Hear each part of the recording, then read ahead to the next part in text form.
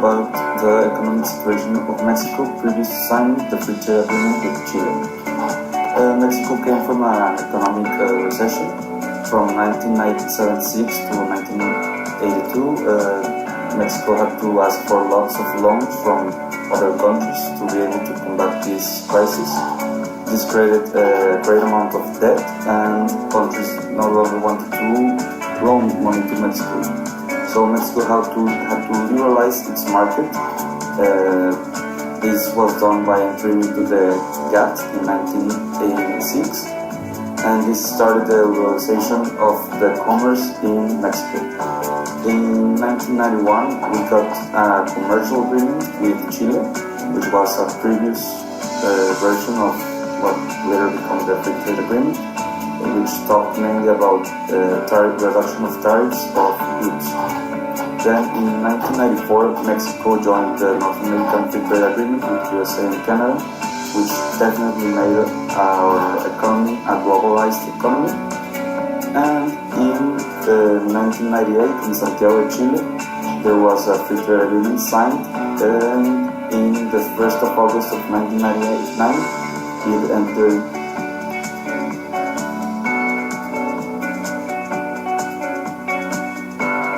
Both countries have not only economic but also strategic reasons for creating the deal. On one hand, you have Mexico with a huge dependency on the United States, and on the other hand, you have a Chile with just came out of a dictatorship, and which countries on the continent have just made a huge coalition named Mercosur.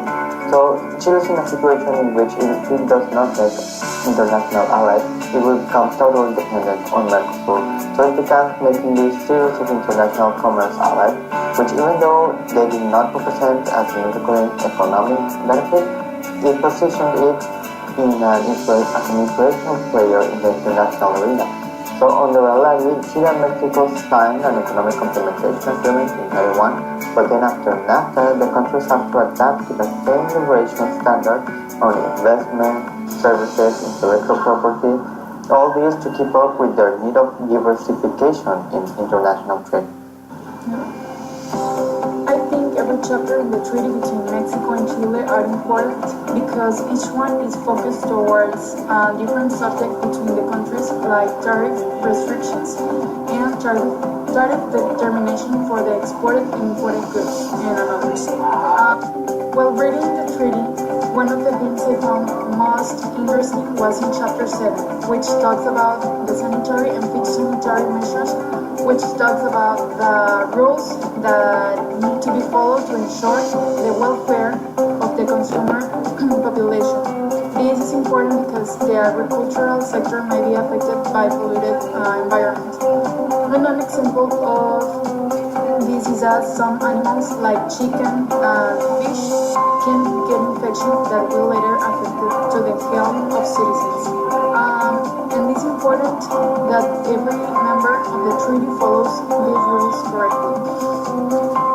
After some observations and research about the trade agreement between Mexico and Chile, we can get to observe that there have been times around the duration of this one that have been benefits to the country and other times have been disadvantage.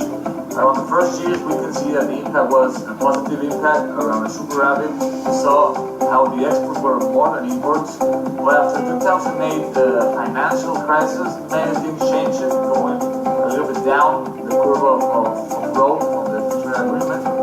Some years later, after 15 years, around 2014, 2015, the free trade agreement started to recover again and start gaining more power to the impact on the economy of Mexico. Institutions like for Mexico and for Chile are the ones who try to push this free trade agreement with companies to get more investment.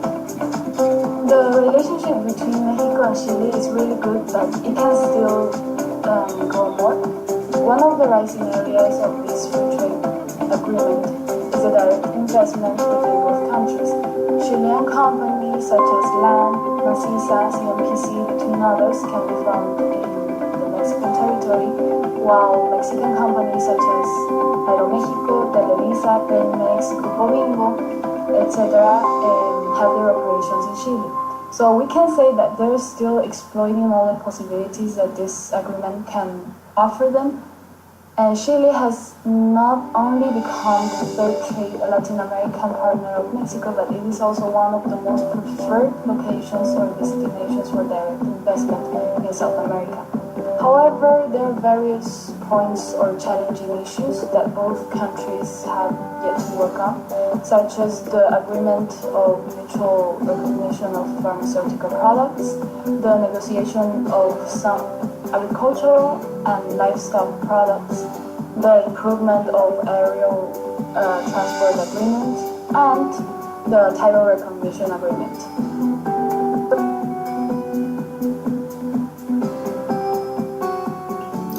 I believe that our partnership with Chile in regards to commerce is an example of what can be done with a South-to-South relationship.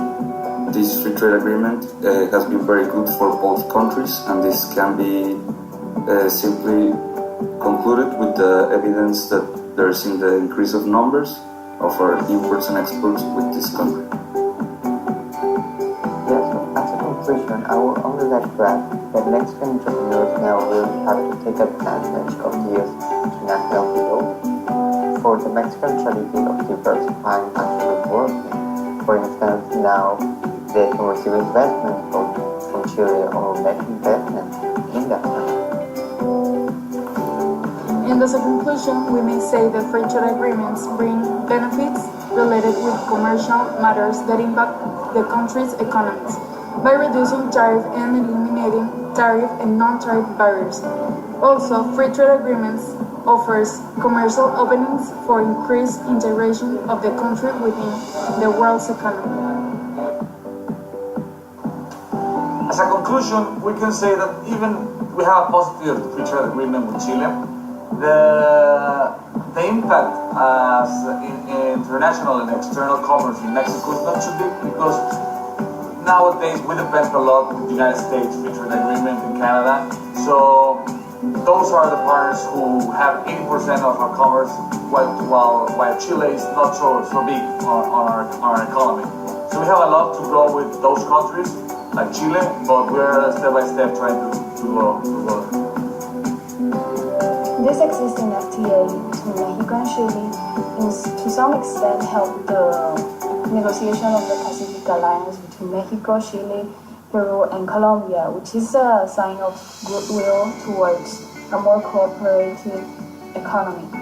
The creation of this new kind of economic alliances can help the country not only diversify their markets, and also they can diversify their export destinations, and it can also help them to be more prepared to the changing global economic situation, where the United States is taking a more protectionist position, the UK exiting the EU, and China becoming into one of the biggest economies.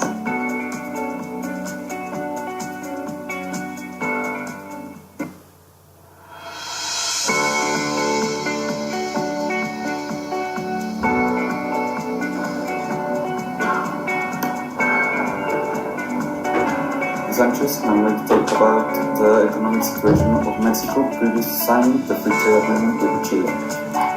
Mexico came from a